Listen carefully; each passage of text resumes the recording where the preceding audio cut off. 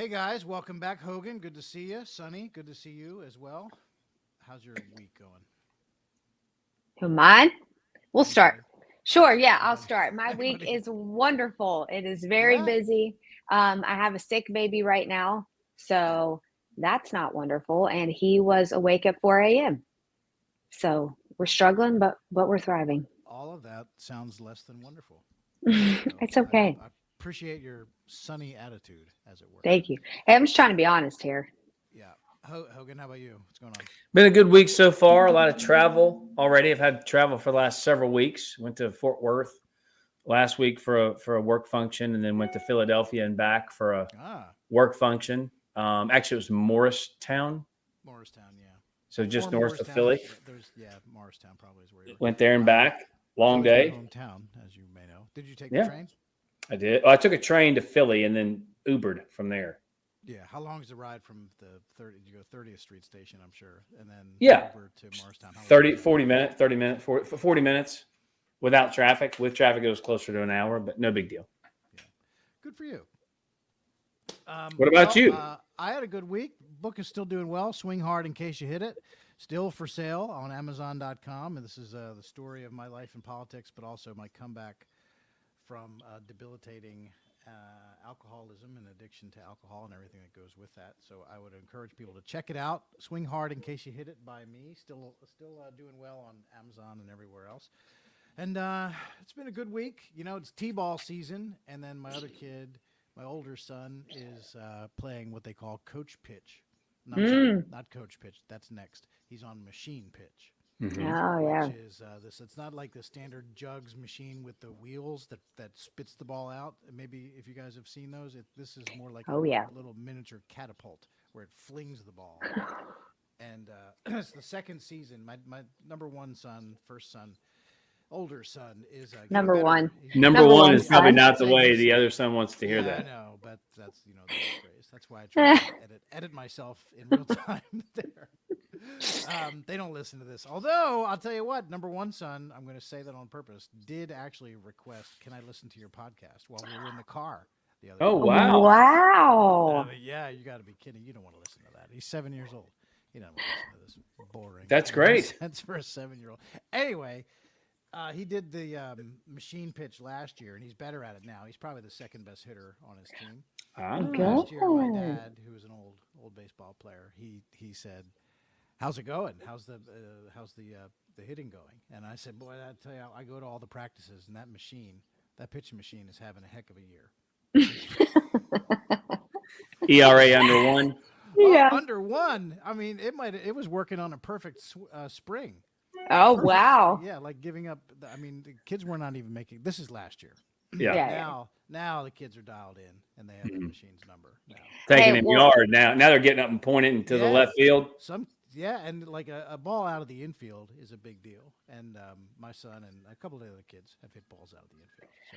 My little brother is in coach pitch right now, and I went to his first game. Yeah. Yes. And wow, that is it's been a while since I've been to a little kid baseball game. It's a sight to see. It really is. It's funny. You know, I saw a viral thing. I know we got to get to the podcast, but just real quick, I saw a viral video of someone who was on first base.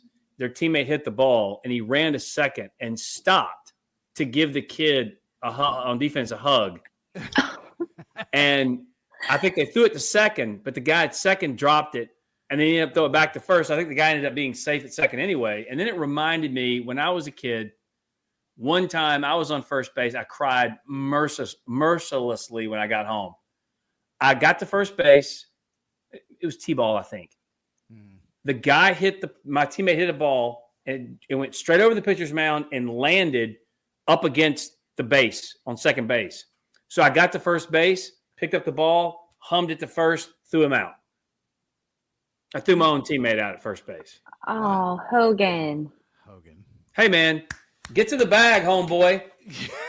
You got to hustle. Don't be lollygagging around. I'm doing my job out here. Enforce the rules whether you're on his team or not. That's right. Thank you. Teaching valuable lessons here. I thought it was my fault all these many years, and I think about it now. I'm like, no, what's his responsibility? Get to the bag. Right. Well, how about doesn't the defense bear some responsibility to throw the runner out themselves? Why you got to help them do it? Well, hey, look, I can't. It's like me playing quarterback and cornerback at the same time. Right.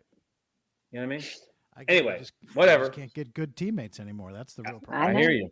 That's truly what it is. All right. Well, on that note, let's get to it because this is the Line Drive podcast.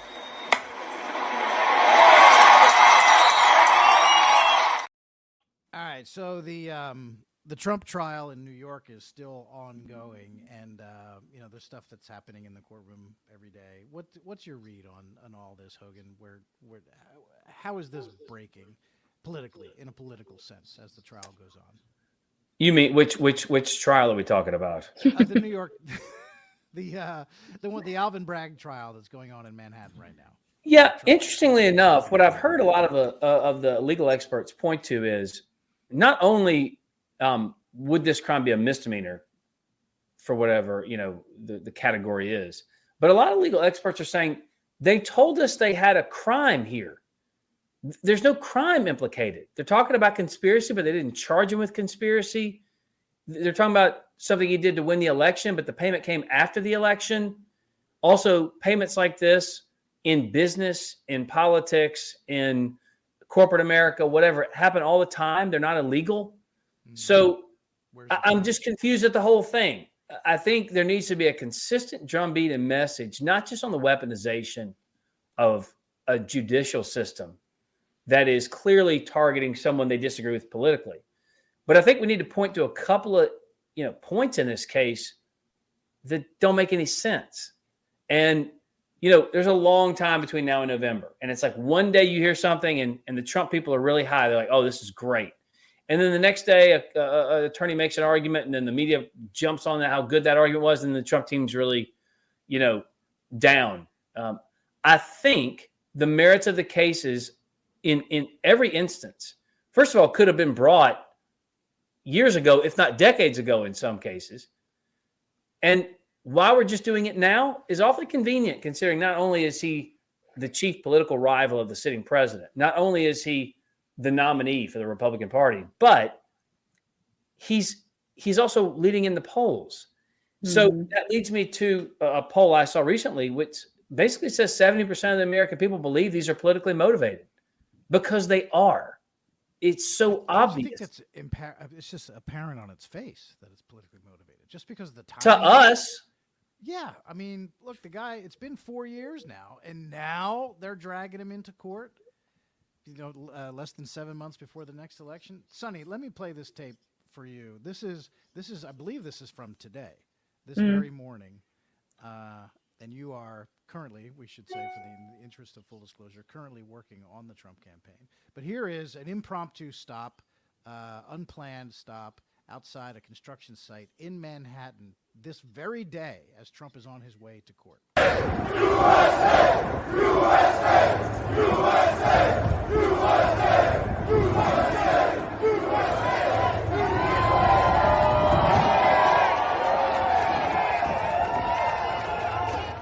That's pretty amazing. Now, I'm not going to claim that Trump is going to carry Manhattan, because it's 80-90% Democrat. But these are union workers. The union leadership, generally speaking, endorses Democrats. But the rank and file, like we saw in 2016 and 2020, the rank and file are with Trump. And this has to be uplifting for him as he's headed into another day of court, of sitting there, watching everybody play politics with his life and do it for political reasons, What's your reaction? What's your takeaway when you see stuff like that from working people? Yeah. Well, a couple of things. I'm glad you played that video, because I believe this was at 6:15 this morning. Could have been even earlier than that. And there are hundreds of people there to support the president. Meanwhile, I'm certain that Joe Biden was not awake at this hour, and he definitely wasn't working at 6 o'clock in the morning.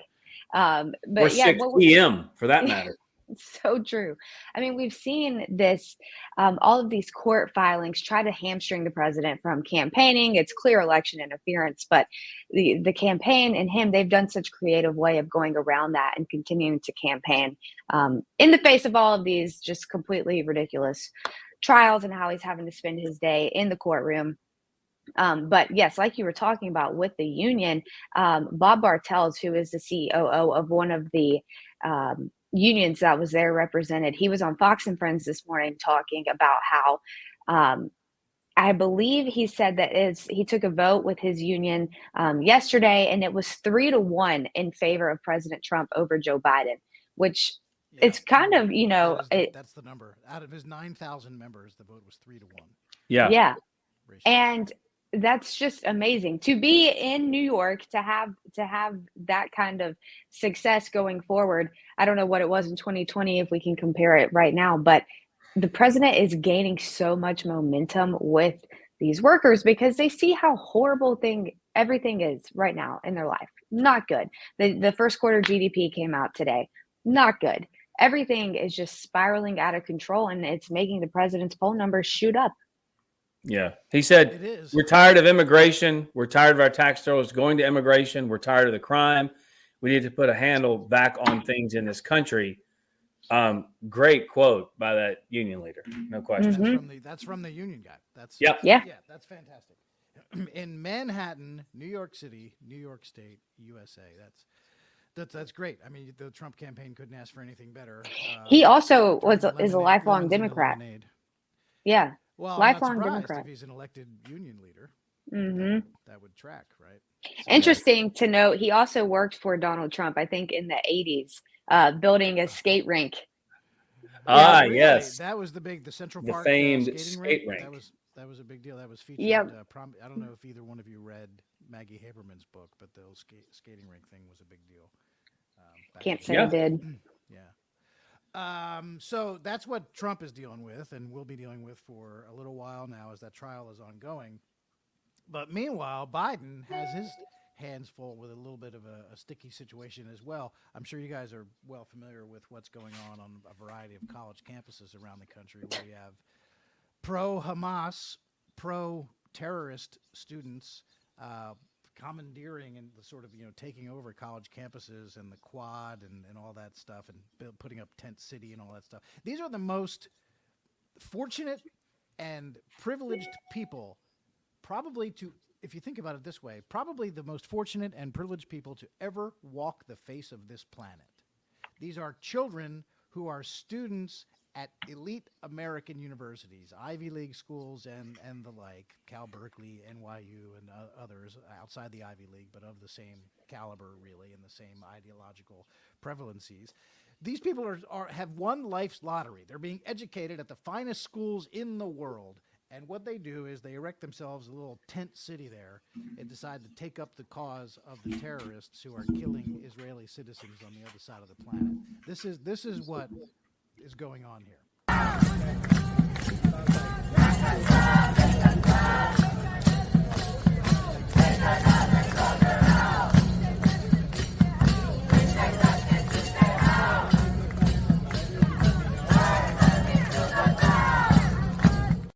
That last one there was burn Tel Aviv to the ground. That's a call for genocide. There's no other way to look at that. These are Democrats. These are college kids, but this is the base of the Democrat Party. This is the far left. This is what Joe Biden is dealing with. Now, this puts Joe Biden in a pretty awkward spot, but only because he's a Democrat and only because he's Joe Biden. What you have here is a situation where it seems like the right thing to do is obvious. The right thing to do is to stand up for Israel, to stand up for Jewish students at these schools who are in physical peril because of all these pro-Hamas sympathizers rampaging around their campuses. Joe Biden doesn't know what to do. It would be an easy thing for most people, but he doesn't know what to do. And why? So this is what remember, you're not allowed to both sides anything, right? Not allowed to say that anymore. Not allowed to praise people on one side, but also say, hey, these other people have a point. Not allowed to do that. The media doesn't like it. But that's exactly what Joe Biden did. Check out this answer. And the anti-Semitic protests on college campuses. I condemn the anti-Semitic protests. That's why I've set up a program to deal with that. I also condemn those who don't understand what's going on with the Palestinians and how they're being. Should the Columbia University president resign? Right this way, Mr. President. I didn't know that. I'll have to find out more about it. There you go. So Biden's official position is that he agrees with both Jewish students and also the pro-Hamas sympathizers. He agrees with everybody and he condemns everybody. Do I have it about right? This is all so disgusting. Okay, let's unpack this a little bit here. First of all, it's not Joe Biden's both sides moment, because there is no both sides moment from Donald Trump. That's been debunked up one side and down the other. So that doesn't even exist. Joe Biden is doing, again, the thing he's accusing of everybody else of doing. He's actually doing it, okay? He's saying both these people have pretty good points.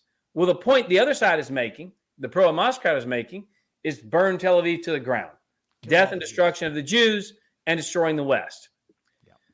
It just seems to me interesting that for whatever reason, on a college campus, and rightly so, you cannot disparage Asians, Black people, Hispanics.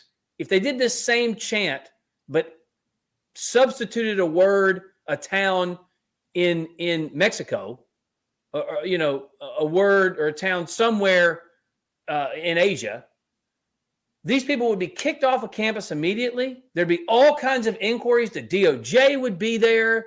The college would do all types of self-reflective struggle sessions where you can't say this, you can't do this. They'd hold vigils, the whole thing. Why is it just this one little carve out where it's okay to be anti-Semitic? It's okay to go after Jewish students. It makes no sense. And I'll give kudos here to President Trump, who came out very forcefully, very obviously, and said, this has to stop. It wouldn't have happened under my watch. Never would have happened. He's right. It would not have happened. The difference here with Joe Biden is he's trying to win Dearborn, Michigan. He's trying to placate young people and pander to young people so that he can win an election.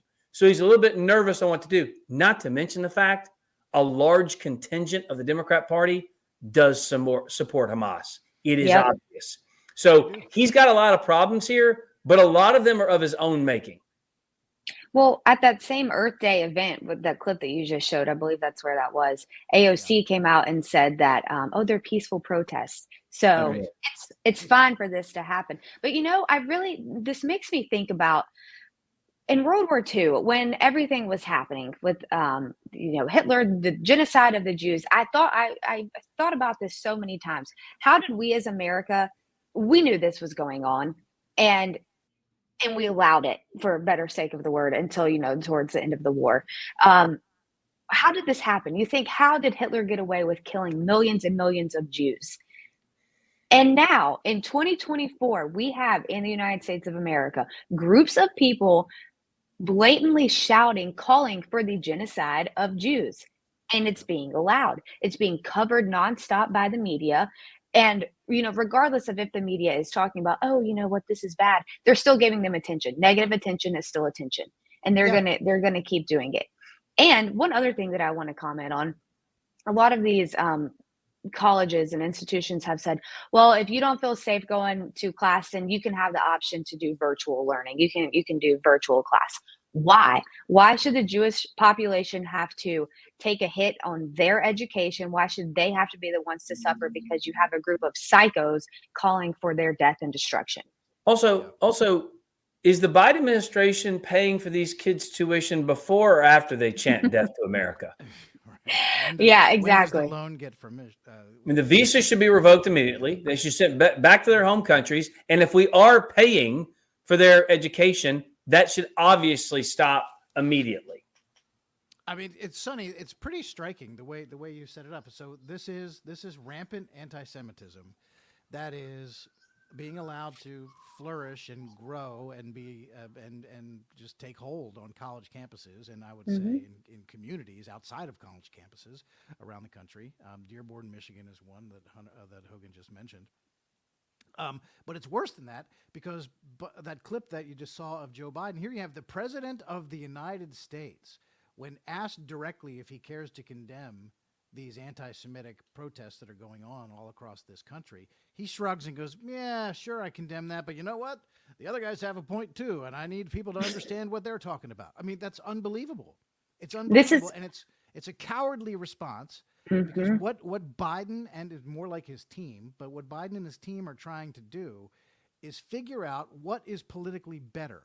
Do we support Israel? Do we support the terrorists? Do we support both? Or do we support neither? They're trying to figure out. The morally correct thing to do is obvious on its face. You support Israel, and you tell these pro-Hamas protesters to get out of the college square or be arrested and kicked out of school. That's the obvious moral thing. But he can't do it because he's worried about 15 electoral votes that the state of Michigan carries with it come election time. And because Dearborn has this high population, the highest population of pro-Hamas voters, and he wants their support, that is what needs to be described. Joe Biden is afraid to offend the people who sympathize with the terrorists who want to destroy Israel and kill all Jews. That's who Biden is afraid of offending. It's outrageous. It's outrageous. He should be getting destroyed for this. Destroyed. This is exactly what you get from a career politician. He has been in office since my parents were born, people, like a long time, okay? He's a career politician who is just going to try to... Wait.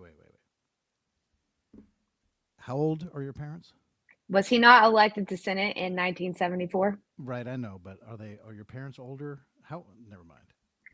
You're just really how old your parents are. That's ancient history, according to you. I would just like to point out that I believe that I am older than both of your parents. Okay, Tim, you understand where I'm going here with my point of he has been in office for a long time. He knows how to play to both sides. But what you're talking about with his, really no morals here. He's not standing up for what is actual, like we talked about last week, Tim, with what is truth. He's not standing up for what is morally correct. And I would like to equate this to his speech yesterday, I believe, in Florida, when he was at some pro-abortion rally talking about how horrible Florida's abortion laws are. And they prayed before this event, and he and his Catholic self did the sign of the cross at a pro-abortion rally. You want to talk about trying to play to both sides, two things that cannot be happening at the same time. These things do not go together. Right. And that's what the Democratic Party is. That crossing himself when he was at the pro-abortion event. Most Catholics, and I'm speaking from personal experience here, if you say something to a Catholic that is, and usually this is in sort of a joking manner, that is somehow like threatening, or it might have to do with some evil doing, or some a Catholic might cross himself just to say, oh, God forbid, hope that doesn't happen to me, or whatever. It's mostly in a lighthearted manner, right? So what they're talking about there was the idea that abortion would be outlawed, and Biden crosses himself as if to say, God forbid. When he's talking about abortion, he's using the Catholic crossing himself to ward off the possibility that we might not want to kill babies. Oh, God forbid we don't kill babies. How offensive is that? Do I have that wrong? Nope. Hogan, you're on mute. No, sorry. I just, because I was sitting here screaming. No. The thought that Joe Biden is quote unquote a devout Catholic in any sense of the word is so stupid. He does not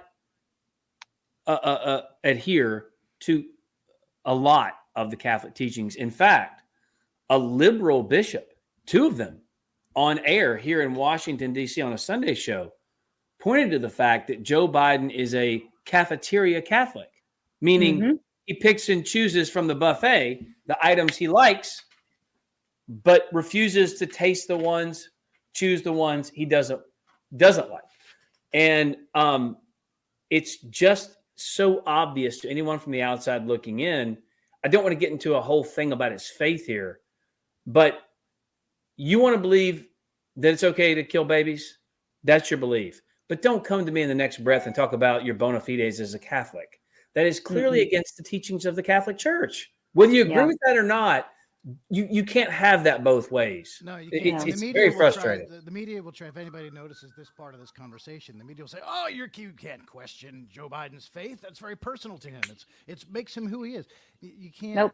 You cannot hide behind something while you constantly violate this alleged belief that you so deeply hold. You One of can't the use it biggest as a tenets of shield it. when you poke holes in it yourself all the time. Yeah. You know what I mean? Exactly. And the people that are saying this, that say, oh, you can't question it, they don't know anything about the Bible and its teachings. I'm not Catholic, so I don't actually know all of what Catholicism teaches, but I do know that being pro life is one of the very strongest tenets of being Catholic. The Catholic population are usually the most pro life groups out there. Yeah. So, yeah, you cannot claim to be so pro Catholic and then turn around and talk about how pro choice you are and how horrible it is that Florida's abortion laws are just so restrictive. No, does not work. Yeah. Does not go together. Well, I don't Yeah. know how we got down there talking about abortion again. I brought All it up, because of if you Joe- can't yeah, imagine. It's all because of yes. I think somewhere along the way, I think Sonny brought it up. But it goes to the hypocrisy again of Joe Biden, and I'm gonna show this graphic here, and I want to say something that I thought of a minute ago, but I don't know if it's too controversial. But then I decided I'm going to say it again. You touched on the fact, Sonny, that at some of these colleges, Columbia, I think the one which is approaching $100,000 a year in cost, which is tuition and room and board combined, almost $100,000 per year. They're now going into virtual learning, online classes, because of the leftist hooligans who have taken control of campus. It's not safe for Jews to go to class. But think about that. It's not safe for Jewish students at Columbia University to go to class because the administration of that school is letting the violent leftists control the campus. It's crazy.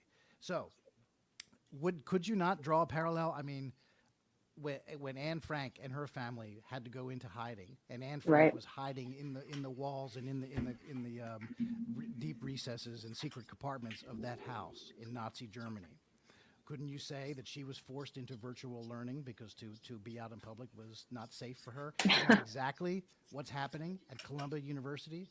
Yeah. They're sending the Jews into hiding. Honestly, how is that different from what happened to Anne Frank? Seriously. It's also a private university. Like, come on, get your act together, protect your students, and you got to stop it. Like, it's so obvious and fundamental to the rights we have as Americans, but also the right you have as a paying student to a college or university to take advantage of the education that institution provides. You're paying for it. How can you Right. say, all right, look, we'll let it continue, and all those who they're protesting, you Jewish people, just go home and learn from there. It's fine. Don't worry about it. It's absolutely offensive. And the more people come out and talk about it, the more you get to see where they stand on the issue, because it's pretty cut and dry, right? It's pretty simple. And to try and mealy mouth it or play both sides like Joe Biden is doing is really, really awful. Remember the meme when the rockets or the drones are actually going into Israel from Iran, and they basically had a split screen and said, somehow we're paying for these missiles and somehow we're paying for these missiles at the same time. It's so bad. But anyway. Can I comment? Yeah, go, Sonny. One thing just that I've seen on social media and stuff is there's a fine line between, oh, it's your First Amendment right to go and protest, let your voices be heard. If you disagree with something, that's fine. These are downright threats. Sure. Threats That's and not calling protected. Not and protected. calling for murder and genocide of a certain group of people. Right. Not the same thing. And This is what's astounding here is that the president of the United States looks at what's going on these college campuses, sees the anti-Semitic remarks, sees the chants that are calling for the death of Jews and the destruction of Israel, sees all of this. And what runs through his mind is the thought, boy, I sure hope this doesn't cost me Michigan. That's what he's concerned about. He had a choice. Yep. Either forcefully denounce the seething anti-Jewish hatred that is bubbling up from inside his own political party, either forcefully denounce that or look the other way because he's concerned about his own reelection chances. Now, which one do you think he took? Which one did he choose? He's choosing to look the other way. Yeah. It's disgraceful. Yep. Sure. Unbelievable. And so I want to show this last thing, because we're coming up on 30 minutes here. This is an electoral map based on a brand new Morning Consult series of state polls. This is the way and if you're listening on audio, I will tell you that it's a map that shows a lot of red and some blue, basically on the coasts, the Northeast and the East Coast.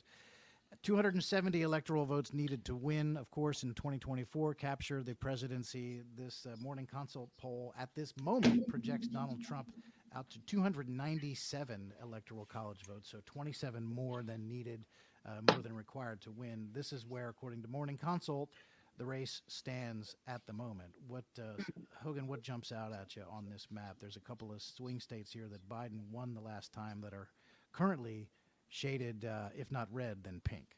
Yeah.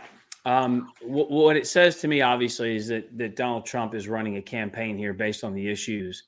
And even when he's in court, he steps to the microphone and talks about the problems that Joe Biden has created in this country. The American people now have uniquely seen two presidents and their records. This isn't a governor saying, if you elect me, I promise I'll. If it's not a senator saying, hey, put me in that office and I'm sure that I will do X.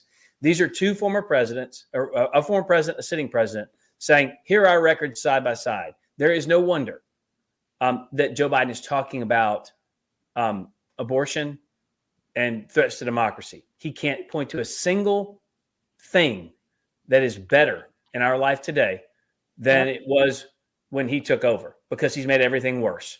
He looks like a shell of a man. His cognitive decline, his physical decline is obvious to anyone watching him.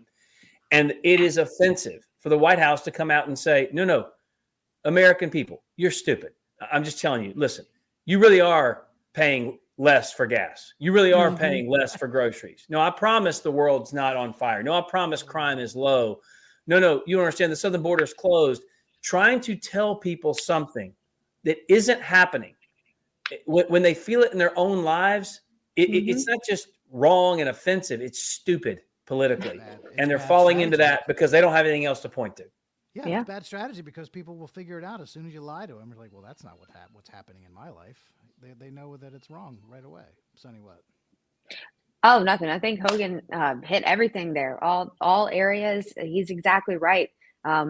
Now with this election, both candidates have a record to run on, and I think obviously President Trump's going to come out on top. But as Hogan mentioned, abortion. The Biden campaign is really heavily leaning into this. Like, this is going to be their winning message. I don't think you win an entire presidency based on abortion alone.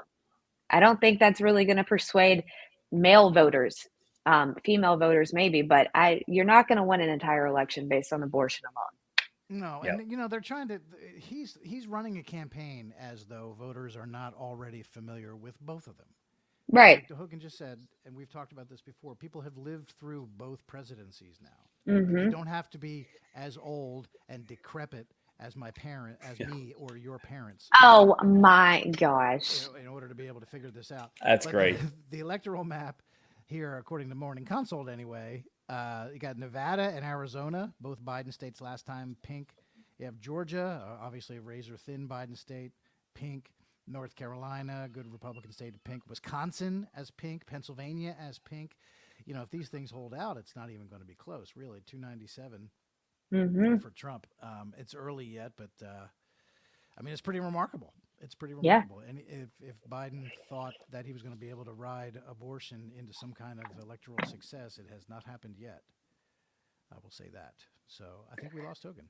We have. Before we wrap, I would like to publicly apologize to my parents and to you, Tim. I meant no disrespect there.